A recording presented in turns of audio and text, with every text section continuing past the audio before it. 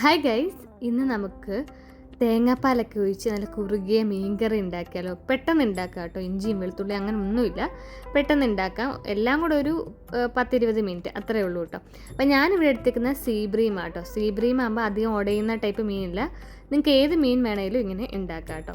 അപ്പോൾ ആദ്യം തന്നെ ഒരു മസാല തയ്യാറാക്കാം. അതിന് ഞാൻ വലിയ ഒരു 1.5 ടേബിൾ സ്പൂണോളം മുളക് പൊടി ആഡ് ചെയ്തിട്ടുണ്ട്. അതിനകത്തിലേക്ക് കുറച്ച് മഞ്ഞൾപ്പൊടി ആഡ് ചെയ്തിട്ട് ഇതെല്ലാം കൂടെ ഒന്ന് മിക്സ് ചെയ്യാം. എന്നിട്ട് കുറച്ച് വെള്ളം ഒഴിച്ച് ഇതിൻ്റെ കട്ടയെല്ലാം മാറ്റി ഇതൊന്ന് നല്ലൊരു മിക്സാക്കി എടുക്കുക കേട്ടോ. ഒരുപാട് വെള്ളം വേണ്ട, അപ്പം ഞാൻ കാണിച്ചു തരാം കേട്ടോ. കുറച്ച് നിങ്ങൾ ഒഴിച്ചു കൊടുത്താൽ മതി. പിന്നെ ഫൈനലി എത്ര വെള്ളം വേണമെന്ന് കാണിച്ചു തരാം. കാരണം ഇത് മസാല കരിയാതിരിക്കാൻ വേണ്ടിയിട്ടാട്ടോ നമ്മളിങ്ങനെ വെള്ളം ഒഴിച്ച് കുഴച്ച് ഈ ഒരു പരുവത്തിലാക്കി എടുക്കുന്നത്. ഇനി നമുക്ക് ചട്ടി വെച്ചിട്ട് അതിനകത്തിലേക്ക് ഞാൻ കോക്കനട്ട് ഓയിലാട്ടോ ആഡ് ചെയ്യുന്നത്. അപ്പോൾ നാടൻ കറിയൊക്കെ എപ്പോഴും കോക്കനട്ട് ഓയിൽ തന്നെ എടുക്കാൻ ശ്രമിക്കുക.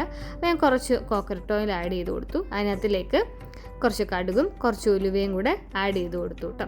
എന്നിട്ട് ഞാനൊരു 10-12 കുഞ്ഞുള്ളി ആട്ടോ എടുത്ത്. കുഞ്ഞുള്ളി തന്നെ എടുക്കാൻ ശ്രമിക്കണം. എപ്പോഴും മീൻകറിക്ക് കുഞ്ഞുള്ളി ഉണ്ടെങ്കിലേ ടേസ്റ്റ് ഉണ്ടാകത്തുള്ളൂ.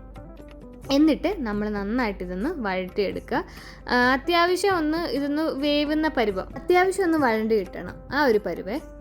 ആ സമയത്തേക്ക് നമുക്ക് ഒരു വറ്റമുളകും അതുപോലെ തന്നെ ഒരു പച്ചമുളകും കൂടെ കീറിയിട്ട് കൊടുക്കുക. എന്നിട്ട് ഇതും കൂടെ ചേർത്തിട്ട് നന്നായിട്ടൊന്ന് വഴറ്റി ആ ഒരു കുഞ്ഞുള്ളിയും ആ പച്ചമുളകും എല്ലാം കൂടെ ഒന്ന് വഴണ്ടി വരുന്ന സമയം വരെ ഒന്ന് നമുക്ക് വഴറ്റിയെടുക്കാം.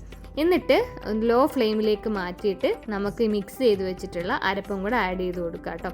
അപ്പം ഇങ്ങനെ ആഡ് ചെയ്ത് കൊടുക്കുമ്പോഴുള്ള പ്രത്യേകത എന്ന് പറഞ്ഞാൽ ഒട്ടും അടുക്കി പിടിക്കത്തില്ല കേട്ടോ. അതിനാണ് നമ്മൾ ഇങ്ങനെ ആഡ് ചെയ്ത് കൊടുക്കുന്നത്.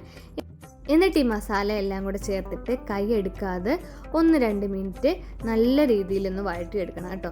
അല്ലെങ്കിൽ മസാലയുടെ പച്ച കുത്തുണ്ടെങ്കിൽ നമ്മുടെ കറി മുഴുവനേ പോക്കാവും, ടേസ്റ്റ് തന്നെ മാറിപ്പോവും മസാല ഒക്കെ. ഇപ്പോൾ ഇതിൽ നമ്മൾ മല്ലിപ്പൊടി, തക്കാളി അങ്ങനെ ഉള്ളതൊന്നും ചേർക്കുന്നില്ല, ഇഞ്ചി വെളുത്തുള്ളി ഒന്നും ചേർക്കുന്നില്ല. ആക്ച്വലി മസാല ഇത്രയേ ഉള്ളൂ. എന്നിട്ട് ഏകദേശം ഒരു 2 മിനിറ്റോളം തന്നെ ഇളക്കി കൊടുക്കുക. അതിൻ്റെ അത്യാവശ്യം നല്ല പച്ചമണം മാറി ഈ ചട്ടിനകത്ത് ഇളകി വരുന്ന പരുവം, ആ പരുവത്തിൽ നമ്മൾ കുറച്ച് വെള്ളം ആഡ് ചെയ്തിട്ട് ഏകദേശം മീൻ മുങ്ങിക്കിടക്കാൻ പാകത്തിനുള്ള വെള്ളം, ഒരുപാട് വെള്ളം വേണ്ട, മീനൊന്ന് മുങ്ങിക്കിടക്കാൻ പാകത്തിനുള്ള വെള്ളം മാത്രം ആഡ് ചെയ്ത് കൊടുക്കുക. എന്നിട്ട് ഇത് നന്നായിട്ട് തിളപ്പിക്കണം. അപ്പോൾ അതിന് മുമ്പായിട്ട് ഞാൻ കുറച്ച് കറിവേപ്പില പിന്നെ ആവശ്യത്തിന് ഉപ്പിട്ട് കൊടുക്കുന്നുണ്ട്. എന്നിട്ട് നന്നായിട്ട് ഇളക്കിയതിന് ശേഷം അതിനകത്തിലേക്ക് കുടംപുളി, ഞാൻ ഒരു കുടംപുളി എടുത്തിട്ടുള്ളൂ, കാരണം ഇത്രയും പുളി ഇവിടെ മതി. എന്നിട്ട് നന്നായിട്ട് തിളപ്പിക്കുക. വെട്ടി തിളയ്ക്കുന്ന ആ സമയത്തേക്ക് നമുക്ക് മീൻ കഷ്ണങ്ങളെല്ലാം പെറുക്കിയിട്ട് കൊടുക്കുക കേട്ടോ.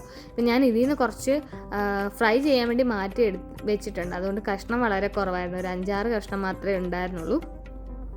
ഇപ്പം എന്തായാലും മീനെല്ലാം നമ്മൾ ഇട്ട് കൊടുത്തിട്ട് ജസ്റ്റ് ഒന്ന് മുങ്ങിക്കിടക്കണം. അപ്പം മുങ്ങിക്കിടക്കാത്തൊക്കെ ഒന്ന് സ്പൂൺ വെച്ചിട്ടോ തവി വെച്ചിട്ടോ, എപ്പോഴും മീൻകറിക്ക് തടിത്തവിയാട്ടോ ഏറ്റവും നല്ലത്, അത് വെച്ചിട്ടൊന്ന് മുക്കി കൊടുക്കുക. അടച്ച് വെച്ചിട്ട് ഹൈ ഫ്ലെയിമിൽ 10 മിനിറ്റ് വേവിക്കുക. അതിനുശേഷം തുറന്ന് വെച്ചിട്ട് അതിനകത്തിലേക്ക് നമുക്ക് തേങ്ങാപ്പാൽ ആഡ് ചെയ്ത് കൊടുക്കുക. ഏകദേശം ഒരു 1.5 മുറി തേങ്ങയുടെ, ഇപ്പോൾ 1-ാം പാലും 2-ാം പാലും കൂടെ ഒരുമിച്ച് കട്ടിയിലാട്ടോ എടുത്ത്, ആ ഒരു കട്ടിയിലെടുത്തിരിക്കുന്നത്, അല്ലാതെ ഒരുപാട് കട്ടിയില്ല. 1-ാം പാലും 2-ാം പാലും കൂടെ ഒരുമിച്ച് നമ്മൾ എടുത്തിട്ട് ആഡ് ചെയ്ത് കൊടുക്കുക. എന്നിട്ട് തുറന്ന് വെച്ചിട്ട് ഒരു 10 മിനിറ്റ് കൂടെ വേവിച്ച് ഇത് കുറുക്കിയെടുക്കുക. അപ്പോൾ ഇത് കളർ എന്തായാലും ഒരു ലൈറ്റ് ഓറഞ്ച് കളറായിരിക്കും കേട്ടോ, ചുമന്ന കളറിലല്ല. തേങ്ങാപ്പാൽ ഒഴിക്കുമ്പോൾ ആ കറിയുടെ കളറ് മാറും. എന്നിട്ട് നമ്മൾ കറിവേപ്പില ഇട്ടിട്ട് ഇടയ്ക്കിടയ്ക്ക് ഇങ്ങനെ ഒന്ന് ചുറ്റിച്ചു കൊടുക്കുക. ഇനി മീൻ നമ്മൾ സ്പൂൺ ഇട്ടൊന്നും ഇളക്കല്ല കേട്ടോ. ഇത് പിന്നെ സീബ്രീം ആയതുകൊണ്ട് തന്നെ അധികം ഉടയുന്ന മീനല്ല, അല്ലാത്ത മീനൊക്കെ ആകുമ്പോൾ ഉടഞ്ഞു പോകും കേട്ടോ. നന്നായിട്ട് തിളപ്പിച്ചെടുത്ത് ഒന്ന് കുറുക്കിയെടുക്കണേ. അപ്പം നമുക്ക് എത്ര ചാറ് വേണോ അതിന് തൊട്ട് മുന്നേ, നമ്മൾ അതാവുന്നതിന് തൊട്ട് മുന്നേ ചട്ടിയിൽ വെക്കുമ്പോൾ അതിന് തൊട്ട് മുമ്പേ ഒന്ന് ഓഫ് ചെയ്യുക. ചട്ടിയിൽ ഇരുന്ന് ഇങ്ങനെ തിളയ്ക്കുക, അപ്പോൾ ഇച്ചിരി കുറുകി വരും. അപ്പോൾ ഇങ്ങനെ തിളപ്പിച്ചെടുത്ത് കഴിഞ്ഞ് കഴിഞ്ഞാൽ നമ്മൾ 1-ാം മീൻകറി റെഡി. ഇത് തലേദിവസം വെച്ചിട്ട് കഴിക്കുക, പിറ്റേ ദിവസം കഴിക്കുകയാണെങ്കിലാണ് ഒന്നുകൂടെ ടേസ്റ്റ്. അപ്പോൾ എന്തായാലും ഒന്ന് ട്രൈ ചെയ്ത് നോക്കണം. അപ്പോൾ അടുത്ത വീഡിയോയിലേക്ക് കാണാം. അതുവരേക്കും ബായ്.